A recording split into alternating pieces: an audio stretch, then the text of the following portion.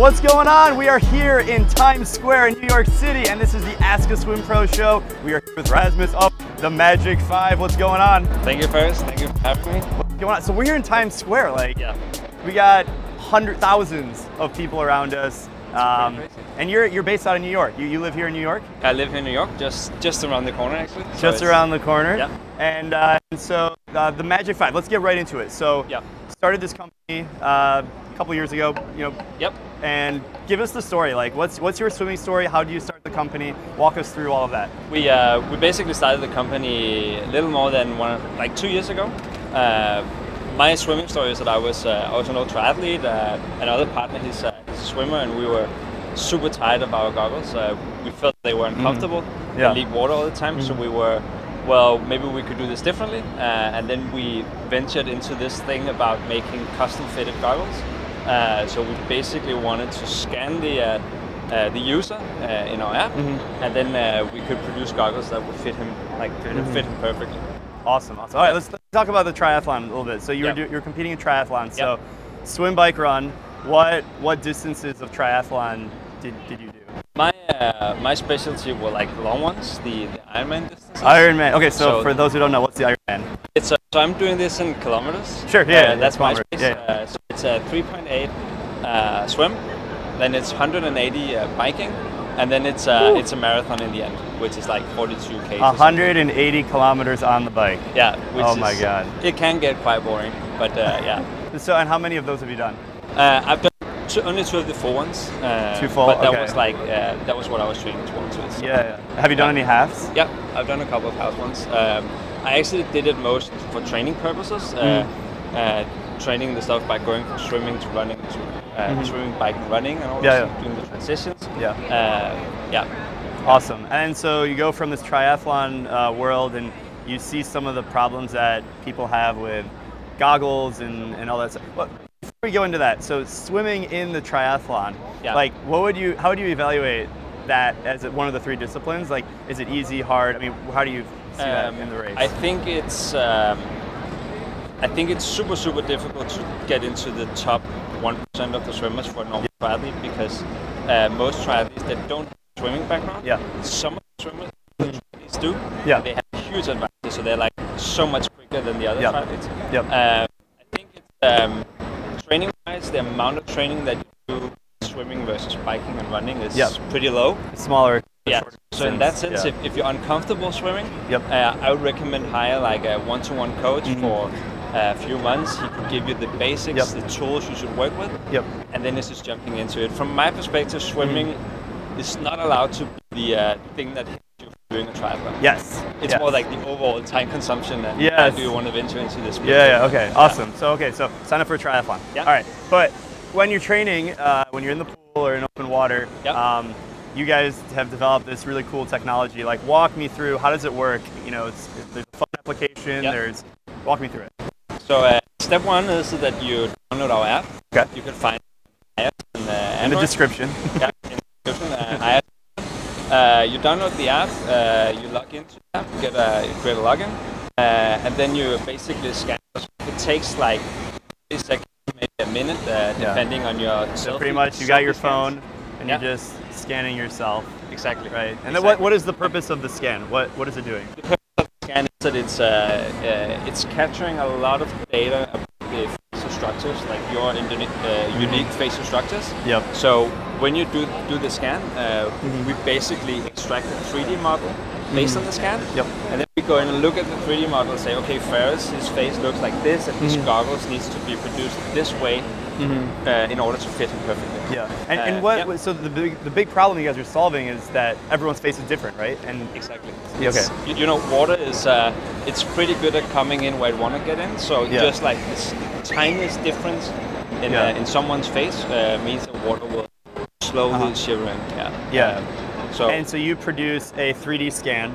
And then what happens? We produce a 3D scan. We understand how your goggles should be produced. Then we basically take all this data, translate it to a format that we can produce a goggle based on, and then we customize the part of the goggle that touches your face. So make sure that it's unique for you. Let's see it. So I was trying to demo You know, was I doing it right? You know, you keep your face still, and then you pretty much. There are a few things like this environment, middle of Times Square, super busy. Your internet connection is maybe a little sketchy. Do it in your house. Do it in your house. In your house. With a white wall in the background, be on Wi-Fi. And what you basically want to do is that you want to move the phone slowly, like this. Side and then circular movements all around. And the app will actually guide you while you keep your face still. Keep your face still. The app will kind of guide you how to do it. The reason why we want to go down here is because we need to get the data on all angles around your eyes, right? Awesome. So that's the phone app. You got your 3D scan, and then this is the outcome. And then this is basically the goggles, right? What we focus on is the gasket part here, and the nose piece, of course. Control the. So this is the custom part. This is if this is made right, it just feels like they sink in place perfectly. You don't need to strap it. These aren't the ones that are designed for my face, but I just want to put them on. Those are made for me, so they won't fit you. All right. Well, the same. It looks pretty good. It looks sick, but these are. I'm gonna let you do your job. So this is basically the product, and this is where all the fitting is focused around the gasket. You don't need to tie the strap. It's normal goggles. You don't get those suction marks. They just sink into your face. Exactly. It's super comfortable. No water leakage. Then we tried to make a design that we like with. And we have done Niklas, who is a part of our team. He's a English swimmer. He's on the team. He's a breaststroker, and I am. He was like super focused on some specific parts of the design. These bends here, they mean that we placed it in a way so that your normal point of view, it's like a normal goggle. It's like a flat section. But the peripheral view of the goggle is way better because of the angles. So light is coming in, you can feel what's going on the side of you.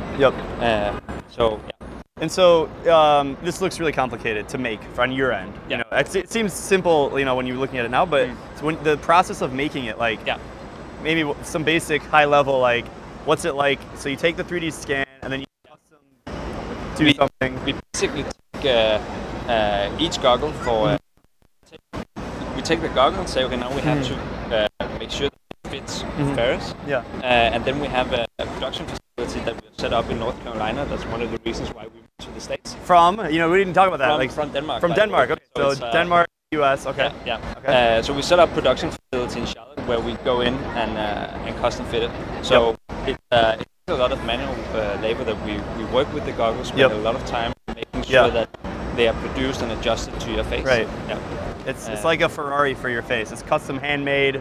It's top of the line. A lot of love going into it. A lot of love. And so when did this, like, give me the background. When did this launch? What have you got? You guys did a Kickstarter last year. So a super high level timeline is that we had the first discussions about this a few years ago when we basically complaining to each other that we couldn't find goggles that work. We did a lot of brainstorming. We wanted to create a product that we could sell to everyone, not just like the super elite. So we wanted to get it relatively efficient, which also means that our price point is relatively compatible. We did all the concept technology development during 2017. 2017 we did a Kickstarter campaign where we sold more or less 2,000 units to 75 different countries. 75 countries, going global. Almost all states in the US and 75 countries. We're like the only continent that we didn't sell to was the South Pole. South Pole, okay. And so it's come on, man, we gotta. Okay. Awesome. So we did that, and then in very end of my partner and I, we moved here. Moved to US. The US, set up production, started fulfillment of the goggles, of all these 2,000 goggles. And we've just completed that, so we have just started up doing so you could actually go in and buy the goggles now. We produce it. Awesome. And so what's like next steps? Where do you see the growth? Where are you targeting? Who are you focused on helping? You say there's a reason why we moved to the US because it's the biggest single market, but we basically look at all Western countries. We look at Russia. Those are the biggest markets for sure for us. So it's and you could say our business model is 100% digital. So you won't be able to find us in a retail store. Go online, find our your website or the app or website. Which one do you go to first? You can actually buy both places. Okay. If you buy it on the website, then you buy it, and when you then log into the app, it's registered up against your email address, and you just have a voucher. And the name of the app? It's TheMagic5. Magic5. Like this? Yeah. We'll link it. So you simply just search for that. So you get it. It's on iPhone, Android. Android as well. Yeah. On Android. Pretty much anyone who has a smarephone. They can get it. And then you do your 3D scan. You order your goggles, and then you start swimming fast. You're ordering your goggles, making swimming experience approximately 5 to 10 days. So it's sweet. The lead time is pretty low. Yeah. Awesome. So, and what's been the feedback so far? Like people who have started to use it? We've had really good feedback. We've actually been quite surprised about how many that said this is really nice. I was looking for this product in my life, and it's super amazing as a creator, like building something new. When you see a baby in the hands of other people, people likes it. So we've been really pleased about the feedback. Sweet. So I guess the strategy, you're going to keep marketing in 2018. Do you have plans to introduce other goggles or other products, or how are you looking at the future? I'd say our core technology is actually our product is very much the technology that enables us to do the scanning, the 3D scan, fitting the objects together, fitting your face in the swimming goggle. And of course, we have some brainstorming on whether could we make other products where we could use this technology. We have had a lot of we've actually had a lot of female swimmers writing to us if we could custom fitted swimsuits. And then they were like, okay, then I have to scan my whole body. Yeah, I was about to say, the face, the bubble, body. Okay. But I expect that we'll be able to make other products. So the technology itself, that's that's software, and then it meets hardware eventually. I guess looking at the sport of swimming overall, and like you guys have made a significant impact in the technology sector, because it really does. There's nothing else that does anything really close. Your best bet is you go online and you just buy one size fits all goggle, right? So exactly. How does it feel to have introduced something to the market that people are buying now that is literally one of a kind? I think it's quite difficult to explain. It was that baby you talked about. It's before. Your baby, yeah. We had some crazy vision 2 years ago that we wanted to create a custom fitted product, and you should be able to swim yourself. We'd never heard about that you could do it with any other product, so we basically we started from zero, exploring all the current technologies. To spend a lot of time on developing this. So it's amazing to see it out there, and hopefully it will just improve swimming for so many people that are frustrated with their goggles. Yeah, and you're passionate about it, because you have to be. I mean, it's not easy. I wouldn't have spent 2 years of my life on developing this and staying up day and night. So it's super passionate about it, and really I'm looking forward to going into pools around the world and just see your product in the wild. That's awesome. And from so technology, we're talking about this. Some people look at innovations in the sport and they're like, oh, I don't like that, or but that's really cool. Like, why don't they do this? I mean, just let's talk about where you see innovation in the sport in the next 3, 5, 10 years. Obviously that's a really difficult question. It's open. I think in general, of course, I'm an advocate for technology in sports. It can get too much though. There's certain sport. I know Formula 1 is a totally different thing. Formula 1, it's not like an athletic sport in the same way. It's still, I think, a pretty good sport. That's not what I'm saying, but I happen to know that we have a good Danish Formula 1 rider, and everyone talks about that. No matter how well he performs, he will never be able to win simply because his bike, his car is not the technology. So I think that's an example where the technology is maybe accessible, because sort of with the tech suits and swimming, a few 10 years ago. And to me, I'm like, if you can predict a few guys just based on what they're using, it's not that fun. But when you look at other sports, I think there's been so many cases where you introduce technology to a sport, and it just improves the general level, because so much about like performance is trying to go to that next level. So even though you use something that helps you to go to that next level, your body kind of remembers the feelings and how you did it. And we were talking about it because the tech suits came 10 years ago. People got faster, but then even when the tech suits came away, people have already surpassed pretty much every single time within 10 years. Yeah, exactly. So it's a process of like pushing the limits, and I think if you look at the Olympics, the slogan is faster, higher, stronger. And it's because as a viewer, as someone who's entertained by the sport, we want to see. We don't want to see the if all the times we're just getting worse. We like to see that next level, right? We want to see world records. Exactly. So I think if technology can an app that helps you understand the data, like everything you're doing, so that you can improve it, learn from past experiences. I think it's great. Makes it more comfortable to train, so that you don't skip whatever. I think it's positive for the sport. And it's accessible, because it's not like this is a product that's $1,000 you can purchase that's comparable to what you would buy as an alternative. It's not a $100 million car. And I think that's a super important thing, because if it was a product for the very then you would get that separation. Like 10 people in the world that could buy it, and then it would be a big change. But as long as it's everyone can access, I think it's good for people. So I'm curious, as a fellow founder, what are some questions people always ask you that are like, they're very obvious to you, but people just don't know about? Maybe like from everything from starting the company to actual about the product itself, some common questions that you always get. I think for most people, it's the process of how to get the goggles, because it's so new and innovative. Normally, you go to a store and buy a one-size-fits goggle, suit, or whatever. You take your phone, scan yourself, and sit back and wait, and we'll take it. It's a new thing. No one has tried before. Any other things. So that's things I like around so that. You're introducing a new behavior using technology, and so that's I could see how that would be. Any other questions that people always ask you? That they of course are very interested in how we works. Exactly.